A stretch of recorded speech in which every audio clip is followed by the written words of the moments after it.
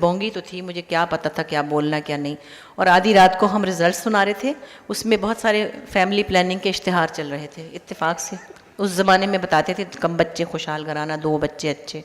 मैंने कहा, लाइव जा रहा था, मैंने कहा नईम साहब मैं बड़ी हैरान हूँ, ये आधी रात को ये वाला इश्तिहार क्यों दिखा रहे हैं इतना ज़्यादा।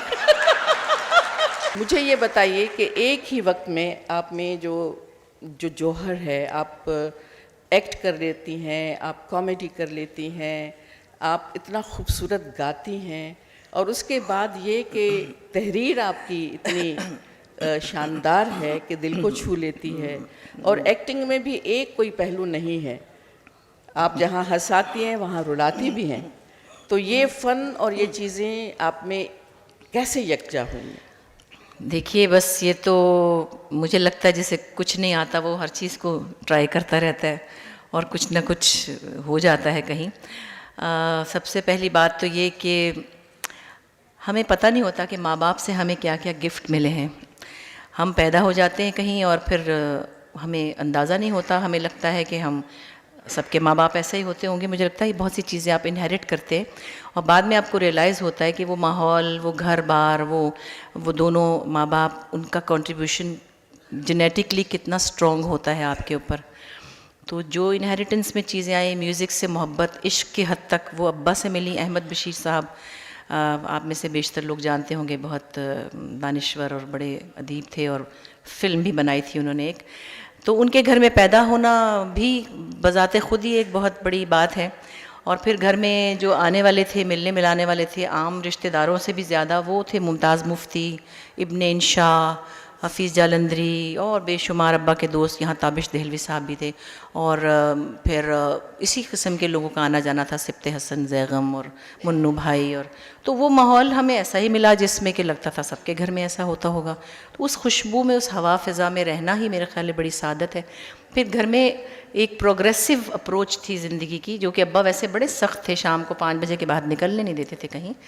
उनको ये भी था कि मैं अपनी बेटियों को गाना नहीं सिखाऊंगा क्योंकि इनकी शक्लें अच्छी हैं और इनको सिंगर बना के क्या करूंगा। लेकिन वो गाने को बुरा नहीं समझते थे, वो एहतियातन उनने हमको। ये मैं सवाल पूछने वाली थी जी कि वो माहौल और वो ज़माना जहाँ कोई सोच नहीं सकता कि इस तरह से लड़कियाँ आगे बढ़ें। जी।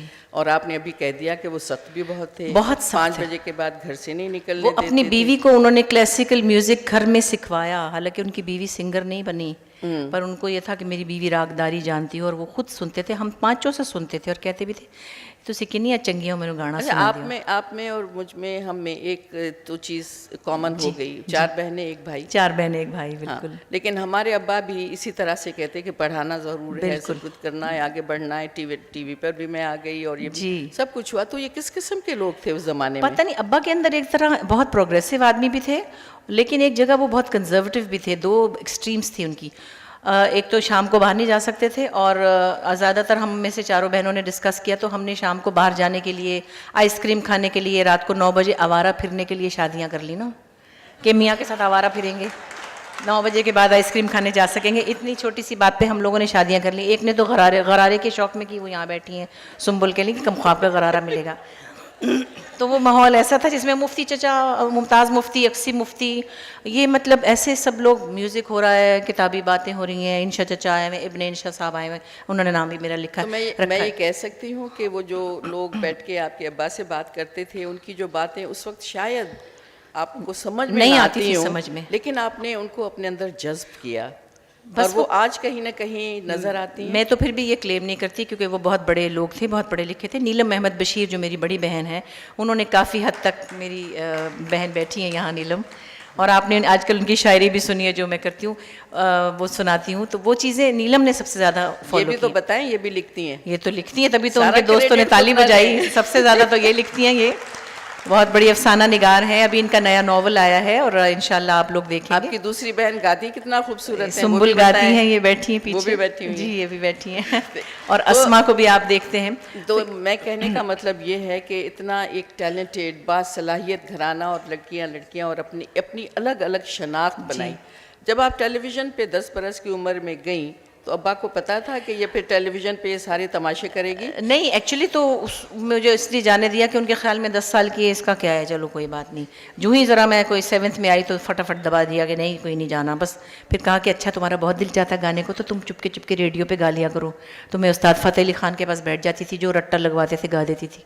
तो गाने का तो हम सबको बहुत क्रेज़ था, ख़ानदान में बहुत म्यूज़िक और अदब, ये 2 ही स्पोर्ट्स थी। क्रिकेट वगैरह का शौक़ किसी को नहीं था। दादा भी बहुत पढ़े लिखे थे, पर्शियन में और इस्लामियात में शायद उन्होंने मास्टर्स किया हुआ था, और किताबें थी ये था। लेकिन मैं खैर कोई किताबी हवाले से मेरा कोई इतना मोतबर वो नहीं है सफ़र। हाँ, आप थोड़े बहुत ड्रामे लिख लेती हूँ, वो एक अलग बात है। बाकी जो टैलेंट्स हैं ये तकरीबन हम सब में हैं।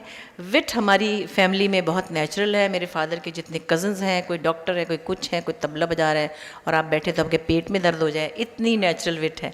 सो ये सब चीज़ें इनहेरिटेंस में, मैं जहाँ पे शुरू हुई थी वहीं से आई, और फिर होते होते काम करते करते चीज़ें पॉलिश भी हुई। बहुत से अच्छे लोगों के साथ बैठना उठना हुआ। उन्होंने उर्दू में बात करने की, बैठने की, यूँ क्रॉस लेग करके बैठने की भी तमीज़ सिखाई। उज़्मा गिलानी साहिबा जो थी, वो एक ज़माने में, मैं उर्दू मेरी वैसे बुरी नहीं है, हम सब की, मैं कहती थी इस वक्त ये होता है, इस वक्त, तो कहती ये हर सारी चीज़ें ठीक बोल रही है, वक्त क्यों कह रही है भाई? मैंने कहा हाँ सही बात है, पंजाबी बोलते हैं ना हम लोग, तो वक्त कह दिया बस। वो उन्होंने टोका, काजी वाजिद साहब सामने बोलना अभी फैशन हो गया है। हाँ जी, काजी वाजिद साहब सामने बैठे हैं, ये कई जगहों पे टोकते थे, यूँ नहीं करते, चंदा ये नहीं कहना, चंदा ऐसे नहीं करते, ये हमेशा इस अनवर साहब बहुत जगह टोक देते थे कि क्या है तुमने क्या कह दिया। मैंने कहा है एक दिन तो, बल्कि अब तो ये ऐसी बात नहीं रही इतनी मायूब। एक ज़माने में इलेक्शन हो रहे थे, जब रात की ट्रांसमिशन में 2-2 कंपेयर्स होते थे, रिजल्ट सुनाते थे, तो मैं नईम बुखारी साहब के साथ मेरा भी एक जोड़ा बनाया गया, कहीं पता नहीं 90s की बात है या 80s की बात है। और मैं बोंगी तो थी, मुझे क्या पता था क्या बोलना क्या नहीं। और आधी रात को हम रिज़ल्ट सुना रहे थे, उसमें बहुत सारे फैमिली प्लानिंग के इश्तिहार चल रहे थे। इत्तेफाक से उस ज़माने में बताते थे कम बच्चे खुशहाल घराना, 2 बच्चे अच्छे। मैंने कहा, लाइव जा रहा था, मैंने कहा नईम साहब मैं बड़ी हैरान हूँ, ये आधी रात को ये वाला इश्तिहार क्यों दिखा रहे हैं इतना ज़्यादा?